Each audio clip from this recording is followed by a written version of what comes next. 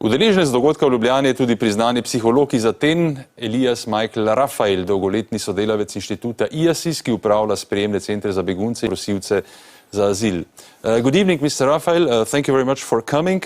We heard a report about the strike, the ferry strike in Greece. Well, what does this mean for the situation in Greece, especially on the overcrowded islands such as Lesbos? Good evening, Igor. Good evening, Slovenia.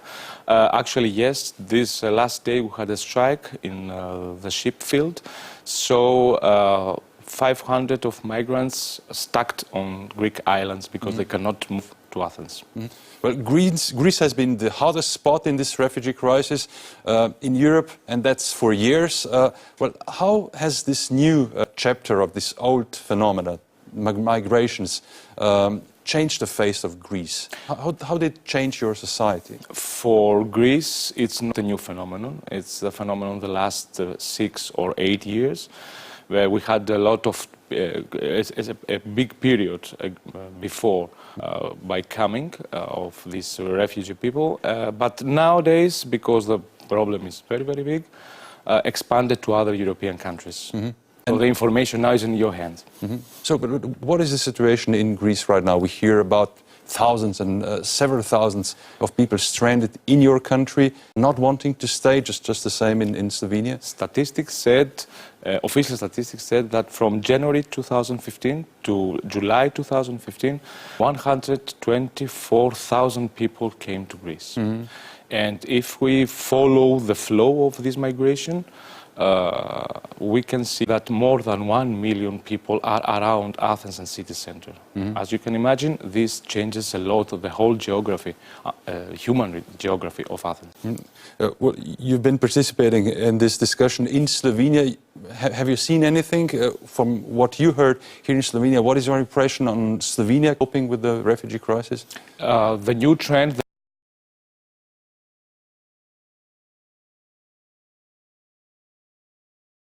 days or months, you will also receive an amount because they will be there. Because till now they travel through Italy and still continue by the sea. But right now they follow the Balkan route. So you will have them for sure the next months.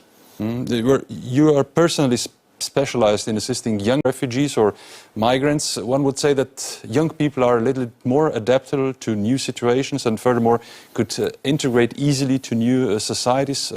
What is your experience telling you about it?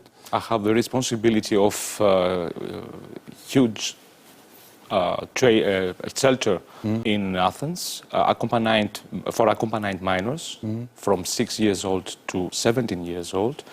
And there are a lot of discussions about their adolescent identity. We really don't know till now if it is the same for a European boy, 15 years old, the level of immaturity or maturity than one of comparing with a Syrian refugee, 15 years old. But yes, the adaptability, of course, is increased, but not that much. Well, on this very day, first 30 asylum seekers have been relocated from Greece to Luxembourg as part of the big European plan. To paraphrase Mrs. Merkel a little bit, can Europe handle this crisis? I think not.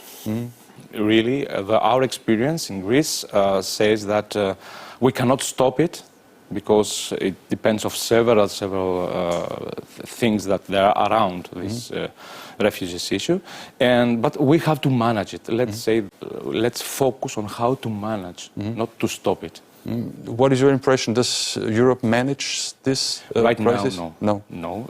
Just to give some money to some entrance point as Greece or Malta or Spain doesn't solve the issue because the amount of these people really is enormous. It's huge. So how could we solve that?